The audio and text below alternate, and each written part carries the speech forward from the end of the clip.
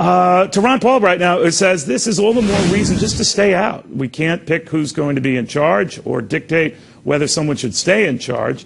So, Ron Paul, you heard Donald Rumsfeld. Did anything dissuade you of that view?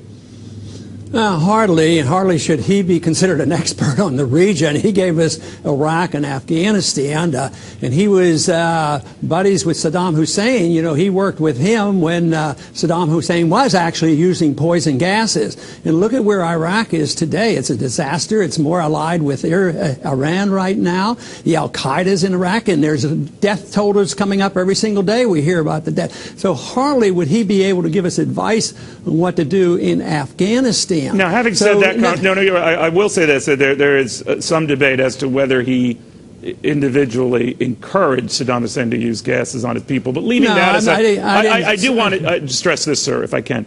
Is it your sense, then, that his other argument, that Russia or China could take advantage of this and seize on this vacuum if we do not?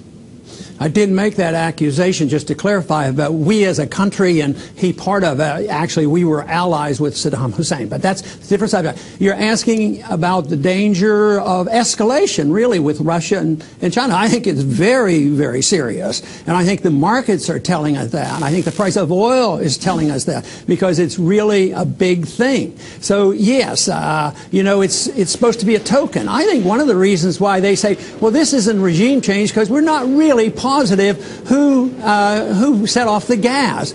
I mean, the group that's most likely to benefit from that is Al-Qaeda. They you know, ignite some gas, some people die, and blame it on Assad. Assad, I don't think, is an idiot. I don't think he would do this on purpose in order for the whole world to come down on him. So you question, so you question whether Assad even used the gas, and that he's just being set up. I mean, look how many lies were told to us about Saddam Hussein prior to that build-up. War propaganda. It's endless. It happens all the time. Well, we do, certainly, but to be fair, Congress, we knew it, certainly in the past Saddam Hussein had used weapons against his own people. But your argument is a good one. So I guess what I want to advance here is this, that if a dictator using chemical weapons on his own people isn't a litmus test for us to help those people, for Ron Paul, what is? Well, I think getting to the truth of it, and that's what we're not getting to, because when Saddam Hussein used the gases, some of the products were bought from us, and he was still our ally. So you can't ignore that. No, I don't. I think it's a false flag. I think really, indeed. And nobody knows if indeed he was slaughtering people by the thousands, you know, with poison gas. You know, that's a different story, but that isn't the case. Matter of fact, 100,000 deaths are the case. And it's not, you know, the implication is that Assad committed 100,000 killings. There are a lot of factions out there. Why don't we ask, you know, about the Al-Qaeda? Why are we on the side of the Al-Qaeda right now? So I think they want the weapons. The rebels want the weapons. There's a bunch of people in there. Al-Qaeda is part of it. And this is the test for us to drop a couple bombs and then send in weapons. So we're being sucked in. You argue we're being sucked in. It's dangerous. Big time, and it's big risk.